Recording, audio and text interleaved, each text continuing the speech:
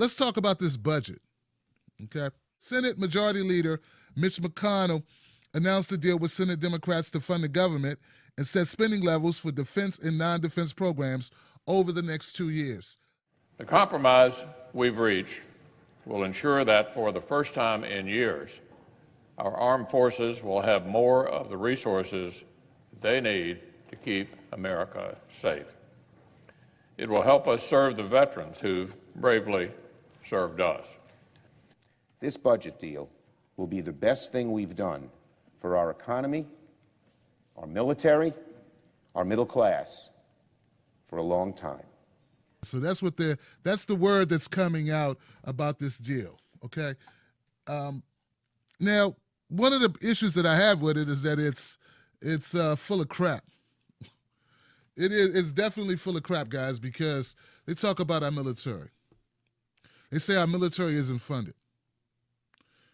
That this new budget is going to do so much for the military. Don't get me wrong. If I thought that the money was going to go to veterans, if it was going to go to make sure veterans are taken care of, I wouldn't have a problem with that. But see, our military budget is largely spent on armaments, not on people.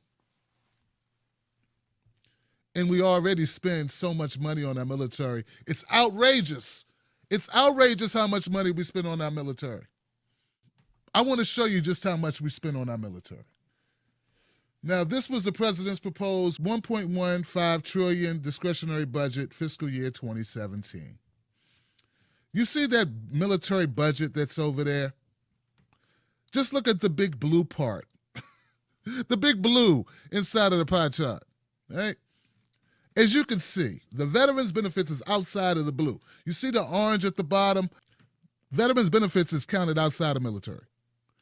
The big blue section that you see there, that's $622.6 billion, which is 54% of our budget, that's our military spending. All right? That's what we're talking about. That was the proposed budget. They ended up giving him $701 billion, I think it is. Over $700 billion. All right? Which was more than he asked for. Once again, this is not for veterans. It's for bullets, bombs, ballistics. All right? And if we weren't in so many countries wreaking havoc, furthering our interests, or as they like to call it, spreading democracy, will we need such a big budget? I think not. Well, Tim Black, there's so many other countries spending all this money on military, so we got to keep pace. You know, we can't be no fool, Tim Black. We got to make sure we are defending ourselves, right? Right? Isn't that what they would say?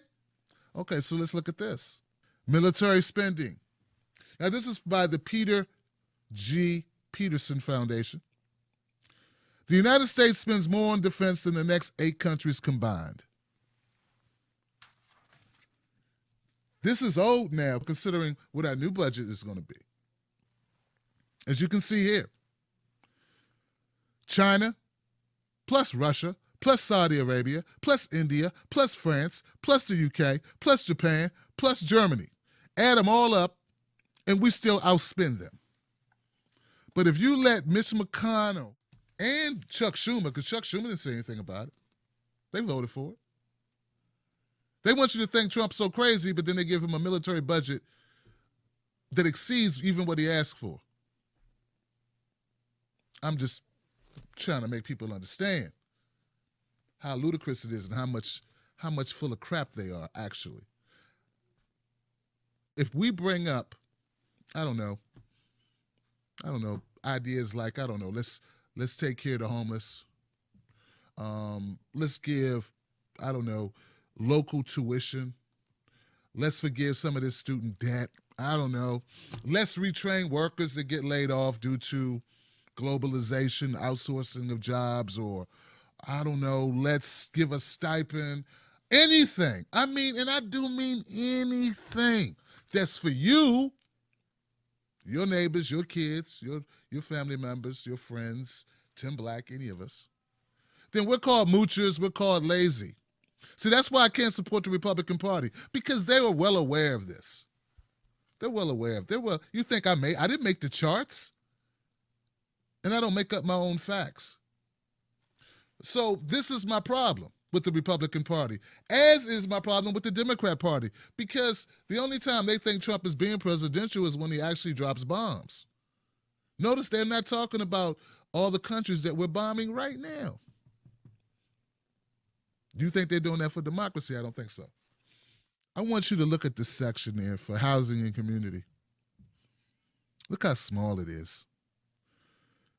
It's 6% of the budget. Look at our education. 6% of the budget.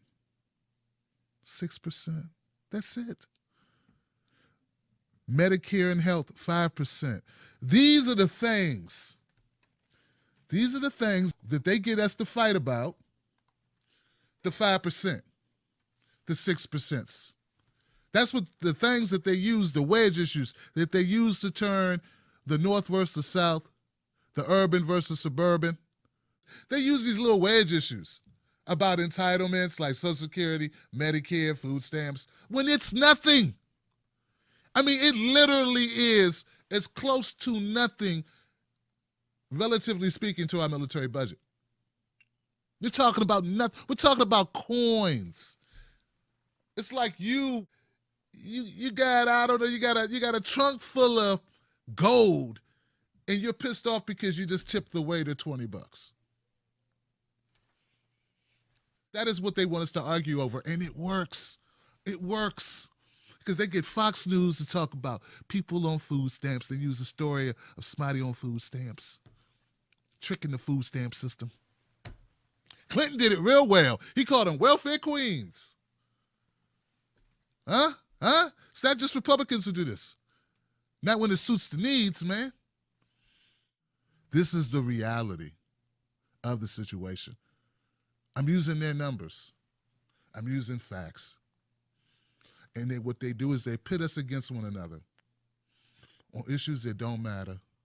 That 5% ain't going to make or break. That food stamp money, which is in with all the other services, is not going to make or break us. It never would. It never could. They just want you to not like that person over there. And it works because, frankly, we're pretty stupid. And, frankly, there's not enough truth tellers. And that's not what cable news is for. That's why you got to fund this show. That's why you got to help support this show. Share this show, spread it, and join me, join the Wolf Pack, join Team Black, and be a part of the real. Get the real word out.